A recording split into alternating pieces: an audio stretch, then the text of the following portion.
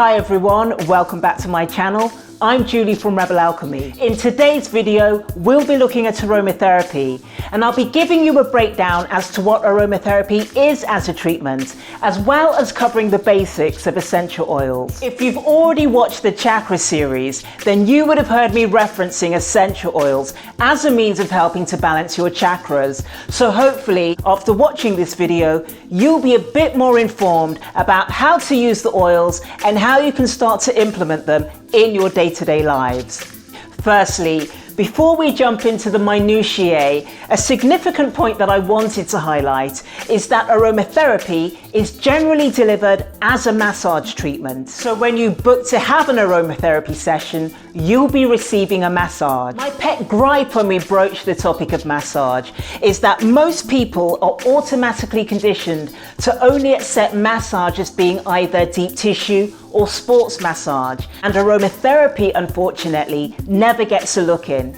There's a general misconception that massage needs to be rigorous manipulation of the muscle, which aromatherapy is not. Although aromatherapy is a lot softer in pressure, it's infinitely more curative as it utilizes essential oils, which in themselves regenerate the body on a cellular level. Because essential oils are so potent, they do half the work for you. Hence, it isn't necessary to use excessive pressure. Deep tissue and sports may bring you some immediate relief, but the effects will only be temporary. Whereas with aromatherapy, as you're addressing the root cause of the ailment, it will give you much longer lasting results. So what is aromatherapy exactly? Aromatherapy is the practice of using essential oils to restore health. The treatment can be delivered as a massage, or ointments and potions can be made to help relieve an illness. By all accounts, aromatherapy can be described as an organic prescriptive. It's medicine direct from nature, as opposed to pharmaceutical drugs which are synthetically produced. Historically, the use of aromatherapy can be traced as far back as 3500 BC, when the ancient Egyptians were prolific for using aromatic medicine in religion, mysticism, and magic. Even prior to the Egyptians, and as early as 10,000 BC, the burning of aromatic herbs, scented woods, and barks were used to drive out evil spirits from the sick. The Egyptians, however, perfected the art and used aromatics to preserve the dead with mummification. The oils and essences used in the rituals were found to have both antiseptic and antibacterial properties, which prevented the decomposition of the body. Also, during the Great Plague in the 1600s, it was widely accepted that plants were the best antiseptic protection to mitigate the disease. The only people not to succumb to the plague were those involved in aromatics and perfumery, thus reinstating the profound antiseptic properties that essential oils contain. This confirms aromatherapy and herbalism as the original forms of medicine that were widely used up until the 1800s. They were only displaced around 1896 when allopathic medicine was introduced, and it became easier to synthetically reproduce imitations of the herbal remedies. Needless to say, the natural ingredients over time were eventually replaced altogether, as financially it was more viable to produce large quantities of synthetic replicas at a cheaper cost. Following this, the concept of herbalism and aromatics were eventually written off as being fallacy, as capitalism, unfortunately, far outweighed what nature could produce. Moving on to essential oils. The essential oils used in aromatherapy are oils extracted from plants, flowers, and herbs. When you cut an orange or a piece of citrus fruit, the essential oil can be found in the peel, and that's the annoying stuff that gets all over your hands. The most common methods for extracting essential oils are usually by steam distillation or expression. Essential oils are exceptionally powerful, so much so that they should never be used neat on the skin. You should always dilute them first into a carrier oil or another suitable base. case. Essential oils are 100 times more concentrated than the actual plant from which they're taken. Although the oils are too concentrated to be used directly on the skin, there are a few exceptions to the rule, such as tea tree, which is a hemostatic and stops bleeding, and lavender, which is good for burns and insect bites. Everything else, however, must be diluted down. As it's so labor intensive to produce the oils, they can be quite expensive to buy. It takes 1 ton of rose petals just to make 300 grams of rose oil, which makes rose oil ridiculously expensive. I'm not sure if it's still the case, but a few years ago, rose oil was actually worth more than gold. When it comes to buying essential oils, there is a golden rule. Make sure the Latin name of the plant is displayed on the bottle. If the Latin name is missing, this means the oil won't be pure. It will be synthetic and won't contain any therapeutic properties. Hence, it will be ineffective if you're trying to treat any type of illness. Even with the Latin name present, some brands will be more superior than others. So if you're serious about using high-grade oils, there are a few factors that you might want to take into consideration, such as the country of origin, what part of the plant was used, the extraction process, and whether it was grown organically. When you delve into the art of blending oils, it becomes a chemistry lesson in itself. When you mix more than one oil with another, the overall chemistry amplifies and the potency increases. We call this a synergy. With regards to carrier oils, there are numerous carrier oils that you can use to blend your essential oils with, such as sweet almond, apricot, evening primrose, jojoba, macadamia, and grapeseed.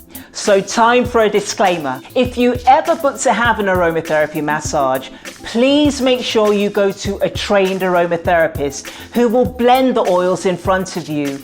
Your therapist should never be using pre-blended oils that they've bought off the shelf. This is not aromatherapy. A trained aromatherapist will always conduct a thorough consultation before the session to understand your medical history, and then they'll create a signature blend of oils exclusively to treat whatever health complaints that you're struggling with. Aromatherapy is medicine and should never be confused with a standard relaxing massage. So what does aromatherapy treat? Essential oils can be used to treat a myriad of illnesses, ranging from minor to mid-level. Basically, most things that you would normally see your doctor about.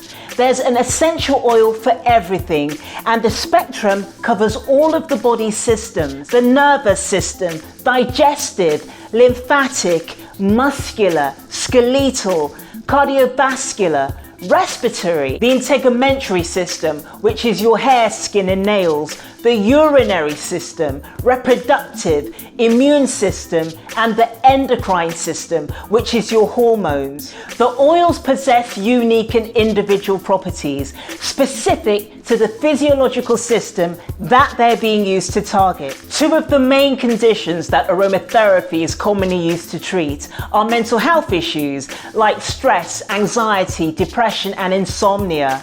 Many of the oils have an anxiolytic effect, and they work directly on the brain's neurotransmitters. The other main condition is musculoskeletal issues, which respond incredibly well to aromatherapy. So things like aching muscles and joints, arthritis and rheumatism. With regards to how essential oils work, essential oils are chemical, and so are humans. The oils get absorbed into the body via our hair follicles, the pores in our skin, and our lymph nodes. Once the oils are absorbed into our bloodstream, they then get carried to the deficient system or organ and interplay with the chemistry in the body via our enzymes, hormones, and neurotransmitters. Essential oils treat the root cause of illness and help to rebuild the body's cellular matrix once they're in your system. Similarly, when essential oils are used for inhalation, the molecules travel up into the olfactory tract, sending messages to the brain before entering the bloodstream via our lungs and respiratory system. When it comes to using essential oils at home, you can use them very easily in several ways. The easiest way is probably with a diffuser or vaporizer. The only warning is that when you diffuse oils into an open space, you have to be mindful of any other people that may be around you in the environment, making sure that the oil doesn't affect them adversely. And I'll talk about that more in a moment when we get to the safety measures. You can also use essential oils in baths, but bear in mind that essential oils are not water soluble. Therefore, you need to mix them first into some liquid soap or sea salt before adding it to the water. You can also add essential oils to your shower gel, body lotions, moisturizers, and aloe vera. You can also use inhalation by adding a couple of drops of oil to a handkerchief or on your pillow. Or if you have a cold or flu, you can add some essential oils to a bowl of hot water and then put a towel over your head and inhale for 5 minutes to clear away any congestion. You can also make hot and cold compresses for aching muscles, fever, or if you have an insect bite or a bruise. With regards to the safety measures, using essential oils at home is great, but you do need to use the oils responsibly. There are several contraindications and warnings that you need to pay attention to. Number 1, pay attention to the contraindications listed for the oils you're using. For example, if someone has high blood pressure, don't use a hypertensive oil like rosemary, as this will raise the blood pressure even more. Some oils can trigger seizures and others can cause damage to the kidneys. 2. Always be mindful of any allergies, especially with the carrier oils, as many of them are nut-based. 3.